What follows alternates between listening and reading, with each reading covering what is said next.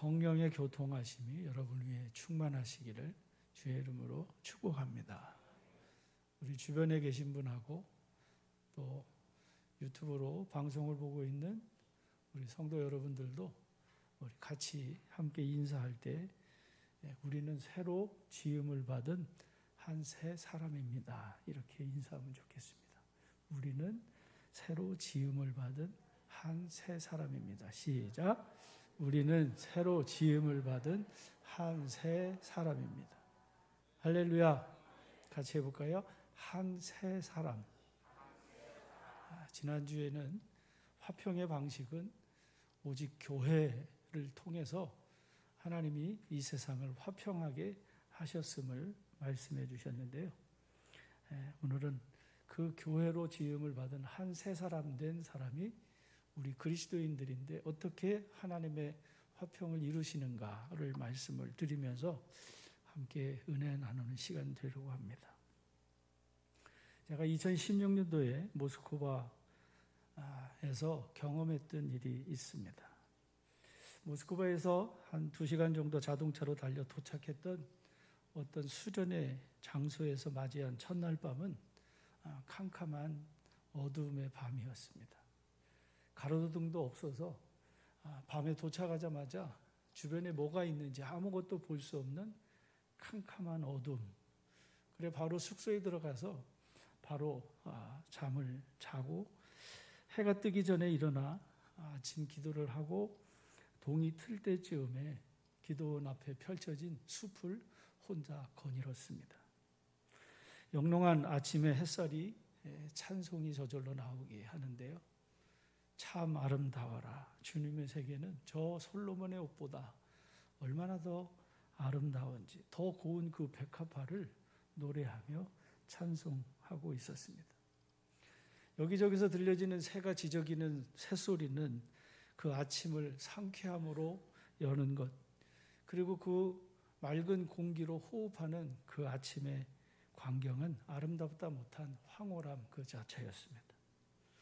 그런데 그 넓은 숲을 거닐 때 홀로 거니는 그 숲에서 왠지 모르는 쓸쓸함과 적막함이 있는 거예요.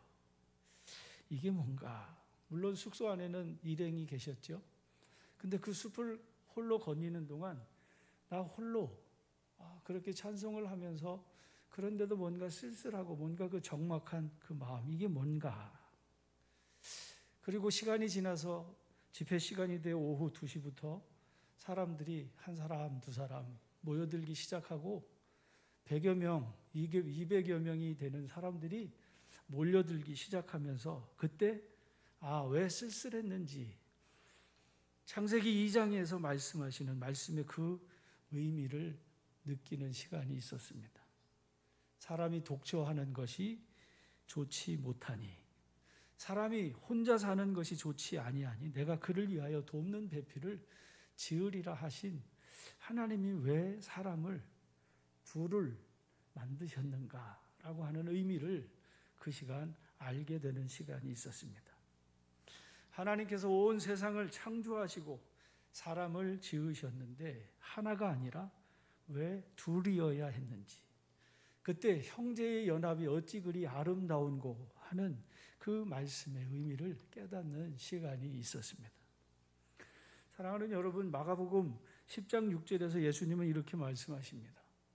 창조 때로부터 사람을 남자와 여자로 지으셨으니 이러므로 사람이 부모를 떠나서 그 둘이 한 몸이 될지라. 그런즉 이제 둘이 아니요 한 몸이니 그러므로 하나님이 짝 지어주신 것을 사람이 나누지 못할지니라고 말씀하고 있는 말씀을 봅니다.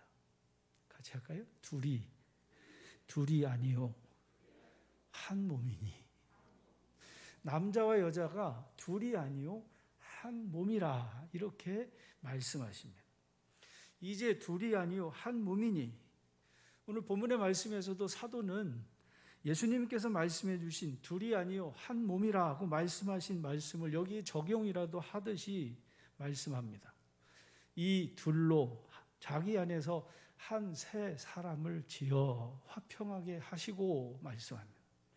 이 둘을 한 몸으로 하나님과 화목하게 하려 하심이라고 말씀해 주고 있음을 봅니다. 이어지는 말씀에서도 우리 둘이 한 성령 안에서 아버지께 나아감을 얻게 하려 하심이라고 말씀합니다. 왜 둘이 하나? 왜 그 둘을 하나로 한 몸이 되어 하나님이 짝지어 주신 것을 사람이 나누지 못하게 하시는 이 신비를 말씀하셨는가? 지혜서라고 일컫는 전도서 4장 9절에서 보면 이렇게 말씀합니다. 두 사람이 한 사람보다 나으면 그들이 수고함으로 좋은 상을 얻을 것임이라. 두 사람이 한 사람보다 나으면 둘이 낫대요? 하나가 낫대요? 둘이 낫다는 거지요. 둘이 있어야 되는데 여러분, 교회는 이 둘을 하나가 되게 하셨다라고 말씀하고 있는 말씀을 본단 말이죠. 두 사람이 한 사람보다 나으면 그들이 수고함으로 좋은 상을 얻을 것이라고 말씀합니다.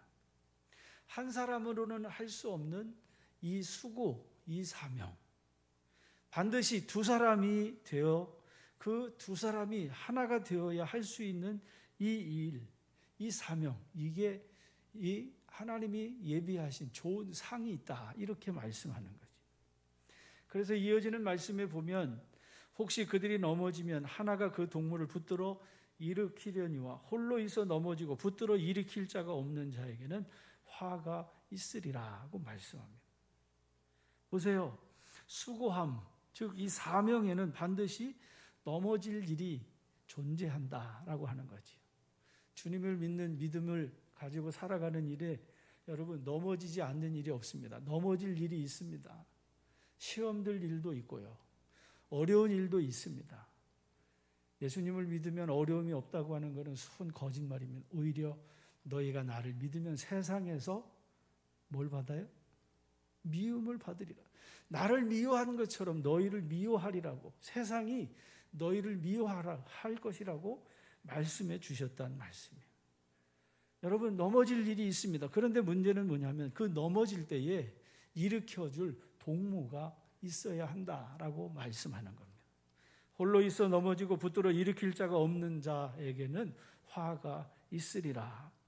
붙들어줘, 같이 일으켜 세워줄 동무가 필요하다는 거지요. 물론 우리를 붙들어 일으켜 주시는 하나님, 우리가 이 세상을 살아가는 동안 하나님께서 우리를 붙들어 주시고 일으켜 주시고 세워 주시는 하나님이심을 믿으시기를 주의 이름으로 축복합니다. 그런데 그 영이신 하나님께서 육을 가지고 살아가는 우리 모든 그리스도인이 세상을 살아갈 때에 하나님이 일으켜 주시는 게 아니라 바로 동무들을 통해서 일으켜 세워주신다라는 사실인 거죠.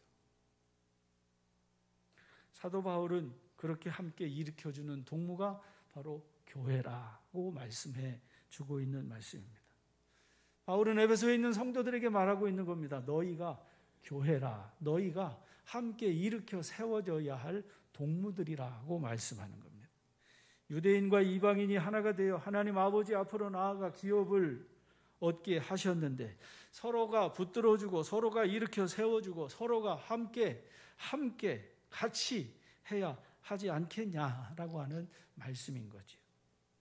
사도 바울은 이렇게 함께 세움을 입은 교회를 새로운 새 창조물이라 이렇게 언급하고 있습니다. 그 안에서 한 새 사람을 지어, 다시 말하면 그리스도 안에서 한 새 사람을 창조하셨다라고 하는 말씀인 겁니다. 여러분, 이 둘로 자기 안에서 한 새 사람을 지어 화평하게 하신 이 하나님의 신비, 한 새 사람을 창조하셔서 하나님 아버지와 화평하게 하신 이 말씀, 교회를 제정하시고 교회를 세우신 이가 우리 주님이심을 믿으시기를 주의 이름으로 축복합니다. 내가 이 반석 위에 내 교회를 세우리니, 내가 이 반석 위에 내 교회, 주님의 교회, 주님의 몸된 교회를 세우리니 음부의 권세가 이기지 못하리라고 주께서 선언하신 말씀입니다. 주님이 베드로의 고백을 들으시고 선언하신 말씀입니다. 주는 그리스도시요 살아계신 하나님의 아들이십니다. 같이 할까요? 주는 그리스도시요 살아계신 하나님의 아들이십니다. 할렐루야. 주님은 그리스도십니다. 주님은 하나님의 아들이십니다. 가이사랴 빌립보에서 사람들이 인자를 선지자 중에 하나라고 여기는 그 시간, 그때 그 대답을 들으신 주님이 너희가 나를 누구라고 하느냐고 물으시는 그 물음에 베드로가 주님께 대답한 대답, 그것을 알게 하신 것은 내 혈육이 아니고 하늘에 계신 내 아버지께서 계시하여 알게 하신 것이라. 주님은 시몬이라고 하는 그 어부를 반석이라고 하는 베드로로 세우셔서 그 반석 위에 교회를 세우신 거지. 여러분, 교회는 주님이 세우셔서, 그래서 찬송가 600장의 찬송가 가사에 보면 이렇게 말합니다. 교회의 참된 터는 우리 주 예수라. 그 귀한 말씀 위에 이 교회 세웠네. 주 예수 강림하사 피 흘려 샀으니 땅 위의 모든 교회 주님의 신부라. 땅 위에 있는 모든 교회, 예배당 건물을 얘기하는 것이 아니라 오늘 저와 여러분을 일컫는 말씀입니다. 같이 하실까요? 여러분은, 나는 주님의 신부입니다. 신랑 되신 주님이 세우신 거룩한 주의 신부가 바로 이 교회라고 말합니다. 온 세계 모든 교회 한 몸을 이루어 한 주님 섬기며 서로 한 믿음을 가지고 한 이름을 찬송하고 한 성경을 읽으며 다 같은 소망을 품고 은혜를 받도다. 땅 위의 모든 교회 주 안에 있어서 하늘의 성도들과 한 몸을 이루네. 오 주여 복을 주사 저 성도들과 같이 우리도 주와 함께 늘 살게 하소서. 주께서 세우신 이 교회, 이전에 없었던 새로운 한 새 사람이 바로 이 교회라고 말하고 있는 겁니다. 새로워진 이 교회는 조금 나아진, 업그레이드된, 조금 더 좋아진 이런 상태가 아닙니다. 완전히 새롭게 창조된 한 새 사람이라고 말씀합니다. 하나님께서 세상을 창조하시기 전 창세기 1장의 말씀에 보면 땅이 혼돈하고 공허하며 흑암이 깊음 위에 있었습니다. 바로 하나님이 창조하시기 전에, 하나님이 세상을 창조하시기 전에 어둠이 혼돈하고 공허하며 흑암이 깊음 위에 있었던 그때 하나님께서 빛이 있으라 하시니 빛이 어둠과 밤을 나뉘어 그 하나님의 창조하심을 통해서 하나님의 질서를 세우셨듯이 물과 하늘을 나누시고 창공 아래의 물과 창공 위의 물로 나누셔서 땅을 만드시고 바다를 만드시고 그리고 그 땅에 그 바다에 생물이 살게 하셨듯이 전에 없었던 새로운 것을 지으셨듯이 우리로 한 새 사람을 창조하신 것이 바로 주께서 세우신 교회라고 하는 말씀을 사도는 에베소 교회에 있는 성도들에게 말씀해 주고 있는 말씀입니다. 유대인과 이방인이 조금 더 좋아지는 그런 관계가 아닙니다. 조금 더 관계를 개선시킨 것도 아닙니다. 아주 새롭게 이전에 없었던 이것을 완전히 새롭게 새 창조된 한 새 사람이라 일컫는 말씀입니다. 이 말을 다시 말하면 저와 여러분, 우리가 주님의 몸된 교회의 지체로 선택되었을 때 그는 완전히 새로운 사람이 되었다라고 말씀하는 거예요. 이 말을 다시 더 쉽게 표현하면 예수님을 믿는 사람은 완전히 새롭게 된 사람이다, 이 말입니다. 전보다 조금 나아진 게 아니라 완전히 달라진 사람이 그리스도인이라, 이 말이에요. 옆에 계시면 축복하실까요? 당신은 완전히 새롭게 된 사람입니다. 할렐루야. 여러분, 완전히 새로 지음을 받은 한 새 사람 된 그리스도인임을 믿으시기를 주의 이름으로 축복합니다. 바울은 말합니다. 고린도서 15장에서 기록된 바 첫사람 아담은 생명이 되었다 함과 같이 마지막 아담은 살려주는 영이 되었나니 그러나 먼저는 신령한 사람이 아니요 육의 사람이요 그 다음에 신령한 사람이라. 첫사람은 땅에서 났으니 흙에 속한 자이거니와 둘째 사람은 하늘에서 났느니라 말씀했습니다. 둘째 사람은 하늘에서 나셨습니다. 예수 그리스도의 나심을 말씀하고 있는 말씀입니다. 우리가 이 세상에 육의 몸을 가지고 태어나게 되는데 모든 육체가 다 첫사람 아담에게 속하여 다 육의 사람으로 죄 아래 거하게 되었다는 거죠. 하나님이 없는 자였습니다. 소망도 없습니다. 이스라엘 나라 밖의 사람입니다. 외인입니다. 왜 그렇습니까? 죄와 허물로 죽었기 때문에 그렇습니다. 그러나 둘째 사람, 하늘에서 나신 예수 그리스도께 속하여 다시 지음을 받은 한 새 사람이 된 이 그리스도인은 하늘에 속한 이의 형상을 입게 됨을 믿으시기를 주의 이름으로 축복합니다. 그래서 바울이 말하는 겁니다. 첫사람은 땅에서 났으니 흙에 속한 자이거니와 둘째 사람은 하늘에서 났느니라. 흙에 속한 자들은 저 흙에 속한 자와 같이 무릇 하늘에 속한 자들은 저 하늘에 속한 이와 같으니 우리가 흙에 속한 자의 형상을 입은 것 같이 할까요? 또한 하늘에 속한 이의 형상을 입으리라. 같이 하실까요? 하늘에 속한 이의 형상을 입으리라. 주님의 형상을 입게 되는 그날이 있음을 믿으시기를 주님 이름으로 축복합니다. 우리는 아직 이 육을 가지고 이 세상에 존재하기 때문에 아직 하늘에 속한 주님의 형상을 온전히 다 입지 못했지만 그러나 그날에는 입으리라 말씀해 주시는 말씀입니다. 사도 요한도 같은 이야기를 합니다. 요한일서 3장 2절에 보면 사랑하는 자들아 우리가 지금은 하나님의 자녀라. 장래에 어떻게 될지 아직 나타나지 아니하였으나 그가 나타나시면 우리가 그와 같을 줄 아는 것은 그리스도인은 같이 합시다. 그와 같을 줄 아는 사람. 여기서 그는 그리스도입니다. 주님과 같이 되어지는 것을 아는 사람. 하나님의 아들과 같이 되는 사람. 그것을 아는 그리스도인. 그러므로 사랑하는 형제들아 우리가 그의 참모습 그대로 볼 것이기 때문에 주를 향하여 이 소망을 가지는 자는 그의 깨끗하심과 같이 자기를 깨끗하게 하여 주의 나타나심을 사모하는 성도들이라고 말씀해 주시는 말씀이에요. 사랑하는 성도 여러분, 무엇 때문에 믿음의 선조들은 그렇게 모진 고난과 핍박과 박해를 받으면서도 견디고 이기며 승리하는 삶을 살 수 있었습니까?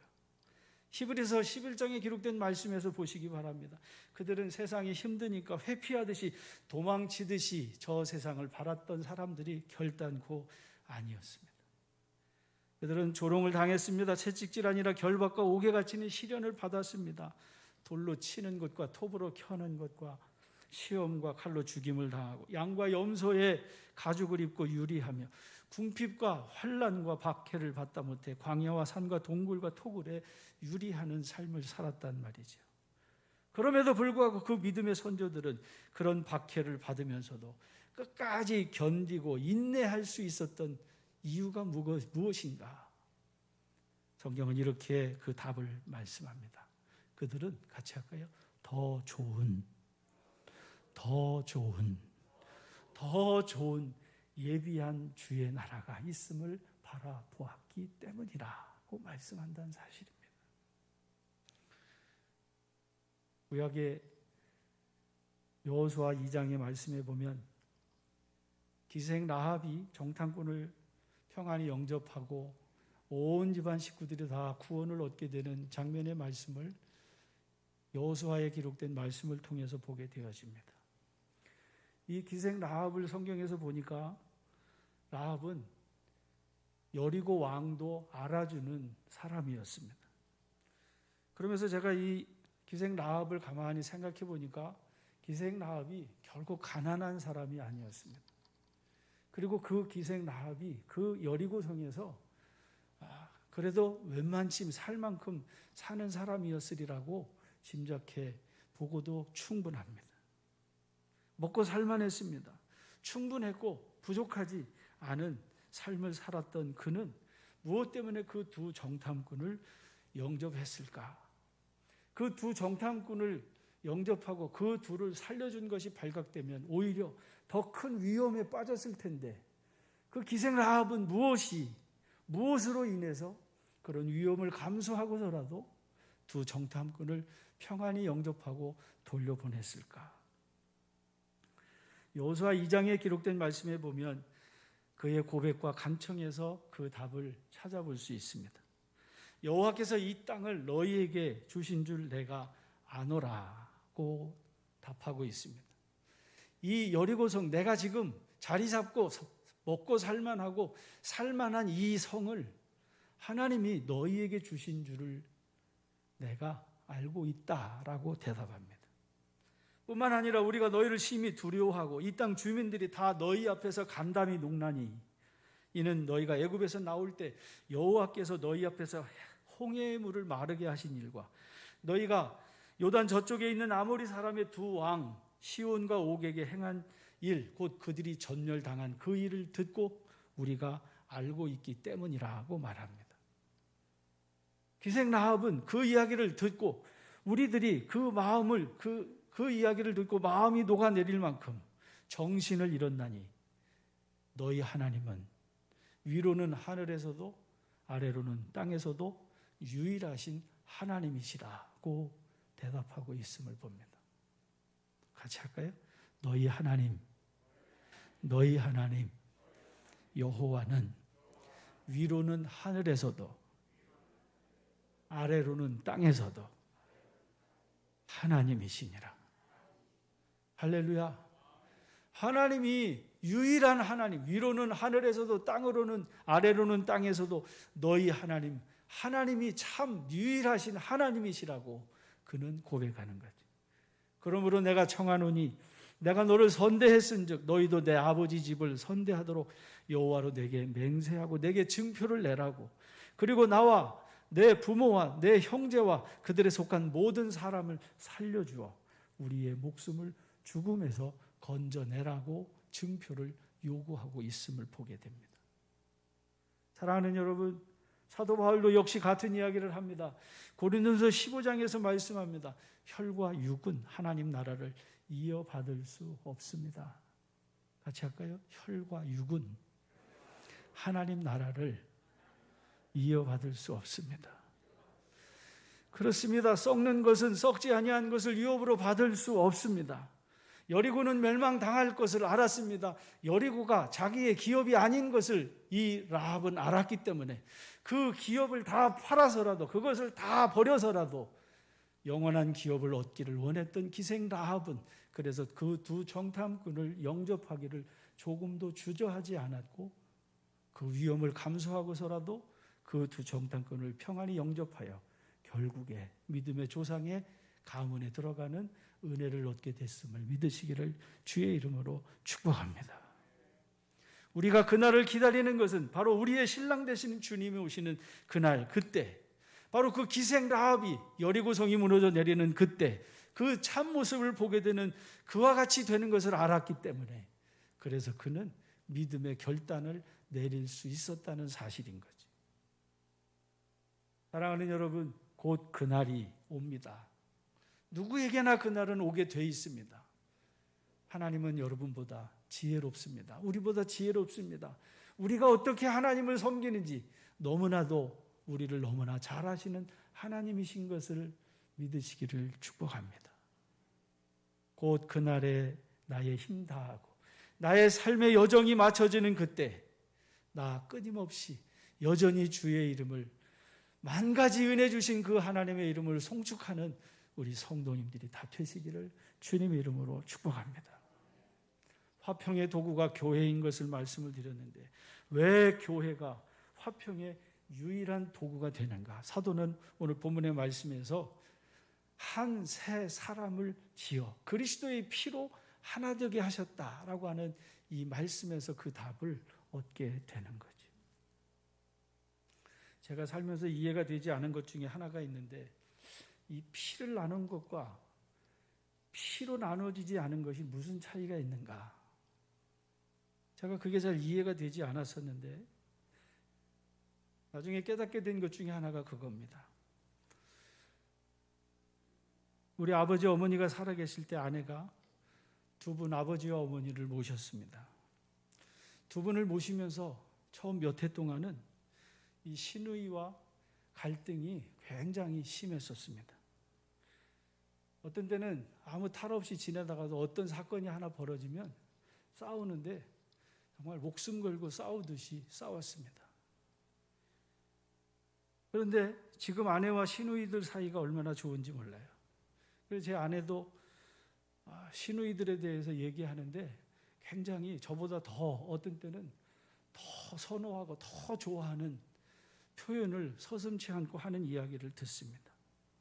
저희 작은 누이도 제 아내를 칭찬하면서 우리 집에 천사가 들어왔다고 이렇게 칭찬을 하는데 그 역할을 제가 하지 않았나, 제 스스로 이렇게 생각해 보는 일이 있습니다. 우리 누나가 셋이 있는데요. 어떤 때 싸울 때 보면 물봇 안 가리고 싸우는 일이 있었어요.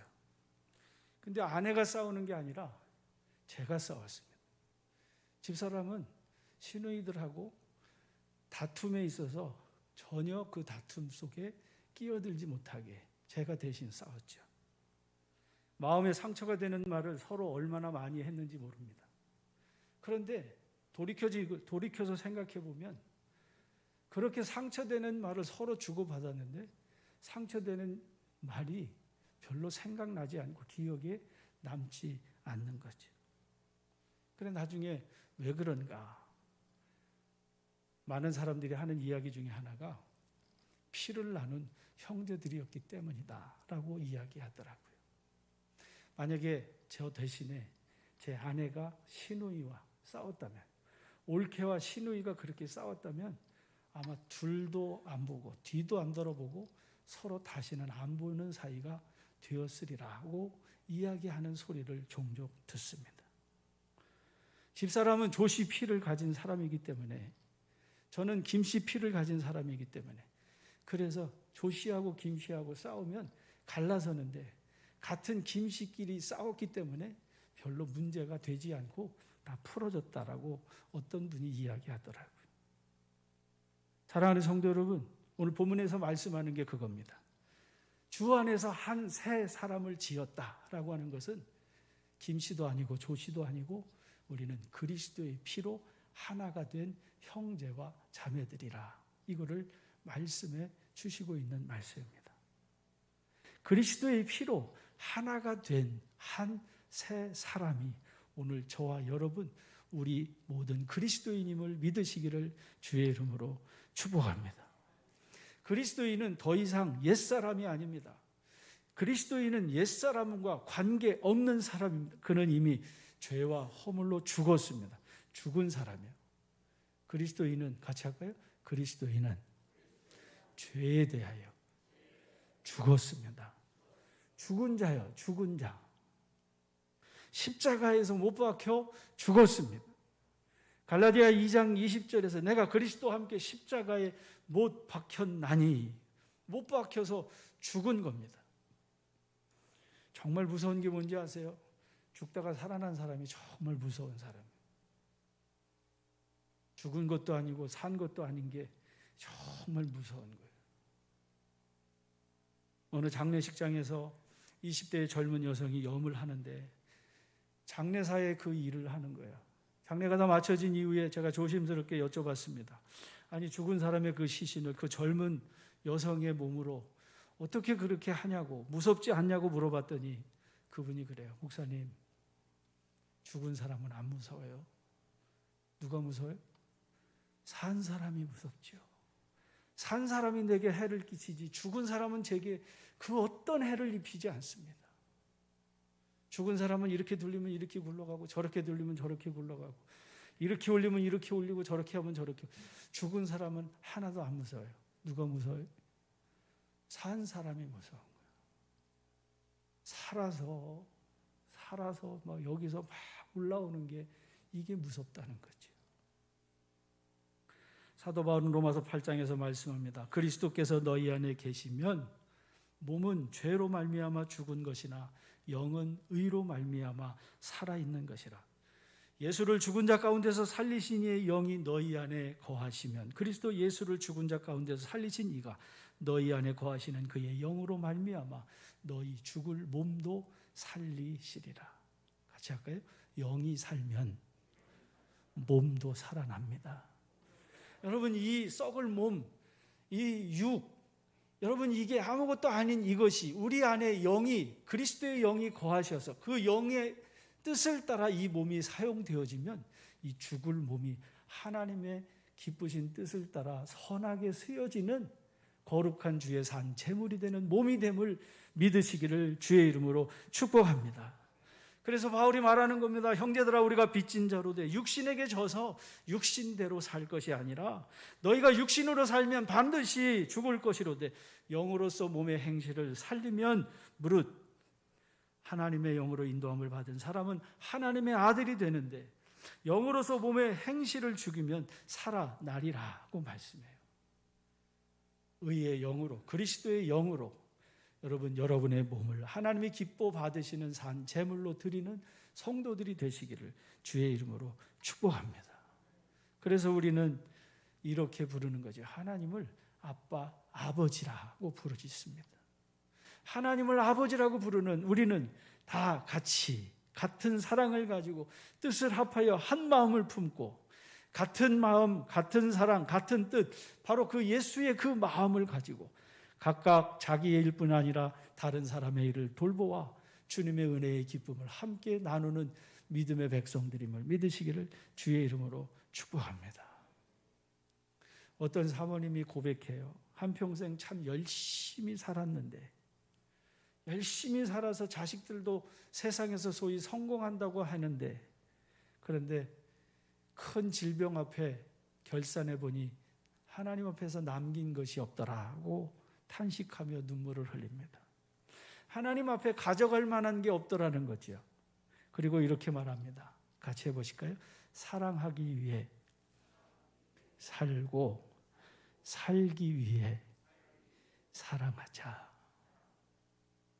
사랑하지 않은 것은 하나도 남은 게 없더라는 거죠. 근데 남은 거는 사랑하면서 살았던 것만 내가 남았더라고 이야기합니다. 내가 너희에게 말하노니, 비밀을 말하노니 우리가 다 잠잘 것이 아니요 마지막 나팔에 순식간에 홀연히 다 변화되리니, 다 변화되는 그날이 있음을 믿으시기를 주의 이름으로 축복합니다. 반드시 이 썩지 아니할 이 몸이 썩지 아니할 것으로 있고 죽을 것이 죽지 아니할 것을 반드시 입게 되는 그날, 그 기록된 말씀이 이루어지는 그날을 보게 되리라고 바울은 이 비밀을 너희가 알기를 원하노라고 말합니다. 그는 선언합니다. 사망아, 너의 승리가 어디 있느냐? 사망아, 내가 쏘는 것이 어디 있느냐? 사망이 쏘는 것은 죄요, 죄의 권능은 율법이지만 우리 주 예수 그리스도로 말미암아 우리에게 승리를 주시는 하나님께 감사하노니, 그러므로 내 사랑하는 형제들아, 견실하며 흔들리지 말고 항상 주의 일에 더욱 힘쓰는 자들이 되라. 이는 너희 수고가 주 안에서 헛되지 않은 줄 내가 알미라고 말씀하고 있습니다.